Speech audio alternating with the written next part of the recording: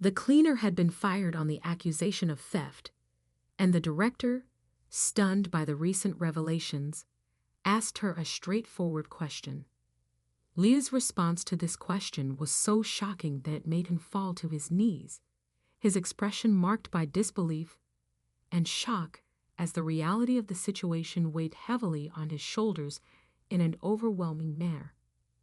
Leah was a woman of unbreakable strength, a true fighter in a society that seemed to have turned its back on her. Times were tough, and unemployment was a burden she carried with sadness in her heart. The reason for her difficult job search was a burden known to many. She was a single mother of 2 children. Her relentless pursuit of job opportunities was limited. One day, she came across a job opening as a cleaner at a local school. Like a ray of hope on the cloudy horizon of her worries, she applied. Her determination and desire to improve her family's life shone during the interview. The school saw potential in her, and she was hired. The news of the new job filled Leah with gratitude and relief. For the first time in a long time, a genuine smile lit up her face. She was deeply thankful for this opportunity, knowing how much it meant to her and her children. She had no intention of wasting this chance. Her tireless work ethic and determination would accompany her on this new journey, where she would do everything not only to keep her job, but also to be a dedicated professional.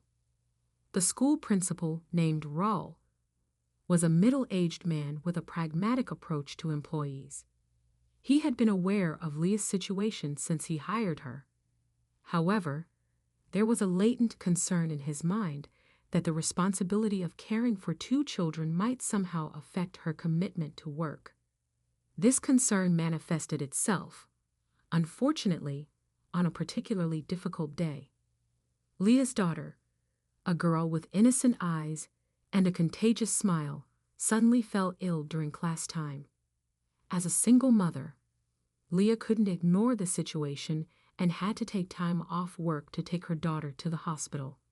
The principal, however, viewed this act of maternal care with a skeptical eye. To him, it was a breach of the school's unwritten rules of productivity. This situation, which should have been understood and supported, resulted in the director looking unfavorably upon Leah. He couldn't see beyond his own concerns and institutional priorities, failing to grasp the daily struggle of a single mother trying to balance work and motherhood. The trust Leah had earned through her dedication and hard work was now threatened by a distorted and empathy-lacking view from the director. One day, the atmosphere at the school took an unexpected turn when the director noticed something invaluable was missing from his office. His trusted notebook containing years of notes, projects, and vital information for the institution's functioning. A sense of unease quickly enveloped the school environment. In the wake of initial whispers, Leah, a relatively new figure at the school, found herself at the center of growing gossip and suspicion after the mysterious theft. Her recent entry as an employee made her a target of speculation, as people began to wonder whether she'd stayed late at school on the night of the theft. Even the director, affected by the loss of his notebook, reluctantly considered her a possible culprit, given the unfavorable circumstances and the scant trust at stake. To worsen the situation, one of the teachers, unaware of the impact of his words, claimed to have witnessed Lee leaving the director's office at fateful afternoon, precisely on the day of the theft. The teacher's statement cast a cloud of doubt over Lee's already complex situation, placing her in the midst of a drama that threatened to irreparably tarnish her reputation and shake her newfound professional stability. The director, with a serious and determined expression, summoned Leah to his office. He was determined to solve the mystery of his missing notebook, but unfortunately, his suspicion fell upon the woman who had brought so much joy to the school with her dedicated work. Leah entered the director's office, her voice trembling but determined. She vehemently denied the accusations, assuring him that she would never be capable of committing such a serious act. Tears of anguish and injustice welled in the corners of her eyes, her expression revealing the desperation of someone on the brink of losing not just a job, but also the dignity and trust she had painstakingly earned. However, influenced by the circumstances and the suspicions hanging in the air, the director decided to proceed with her dismissal. He was convinced that she was responsible for the disappearance of his notebook, leading him to make a decision he believed necessary for the school's integrity. What the director didn't expect was that Leah was far from being the thief he imagined. A few days later, the notebook was found by one of the school staff in a closet. A series of unfortunate events and misunderstandings had led to a hasty conclusion. But still, the director believed it was Leah, thinking she had gotten scared and returned the notebook after being caught. But a surprising revelation was about to unveil the truth and restore Leah's honor. The principal, a man of authority at the school, was the father of a young boy named Lucas. This boy, thin, shy, maintained an air of mystery in his personality, rarely sharing his thoughts and concerns with his parents. In recent weeks, however, something had changed. His parents, sensitive to their son's subtle behaviors, noticed that Lucas was distressed and scared, but whenever questioned, he would respond with an evasive, "I'm fine." One evening during dinner, Lucas broke the tense silence. He looked at his father, whose face was serious and concerned, and asked something that left the principal intrigued. "Dad, why did you fire Leah, the school janitor?" The principal felt taken aback by the question, surprised that his own son had noticed what had happened. Lucas studied at the school where his father was principal, but the connection he made left him perplexed. Lucas then continued, "But how are you sure it was her? I know she's a very good person. I need to tell you something, Dad." His voice faltered, and he glanced downward, hesitating for a moment. The principal was increasingly curious about the situation, feeling that there was something his son wanted to share, something connected to Leo and the mysterious disappearance of the notebook. However, in a moment of uncertainty, Lucas interrupted the confession he was about to make and declared it was nothing. That unexpected turn made the principal realize that there was much more to the story than he had imagined, and he was now determined to find out what was troubling his son. A few days after the strange conversation during dinner, Principal Roll received a phone call that made his heart freeze. It was from the hospital, informing him that his son Lucas was there. The boy was injured, with several scratches on his body and a fracture in his arm. Roll rushed out, leaving behind any concerns related to the school. At the hospital, he found Lucas lying in bed, staring at the ceiling. The boy seemed scared and disturbed, but his expression was one of resistance, as if he were holding on to some secret. Roll tried, with all the care of a concerned father, to find out what had happened, but the boy refused to speak. He kept repeating the same story of having fallen, although it was obvious there was something much deeper than that. The principal sat by Lucas's bedside, holding his son's hand and looking at him with eyes full of concern and love. He knew there was something deeper and more disturbing behind his son's injuries. Roll was determined to unravel the mystery surrounding Lucas. In that moment at the hospital, he remembered the words spoken by the boy during dinner when Lucas asked about Leah, the school janitor. He realized that despite his son not being very talkative, he seemed to have a special connection with her, raising suspicions in his mind. Maybe she knew something that Lucas wasn't willing to share.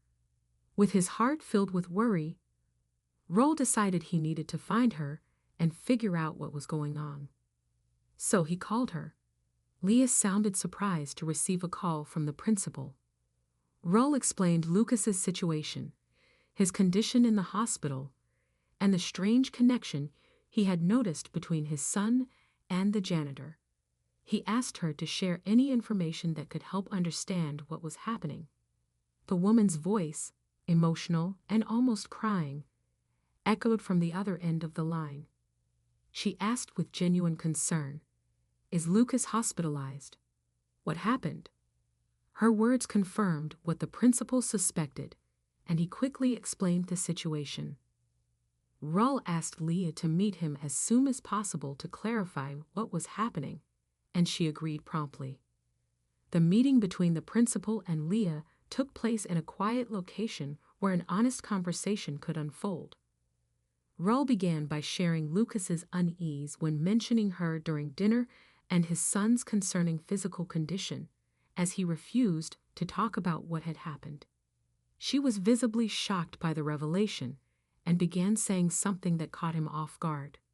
"I can't believe it has come to this." The principal, with wide eyes of disbelief, urgently asked her to continue, explaining that Lucas refused to tell him any details.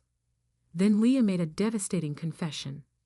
She revealed that due to her work as a janitor at the school, she had a privileged view of the students' interactions.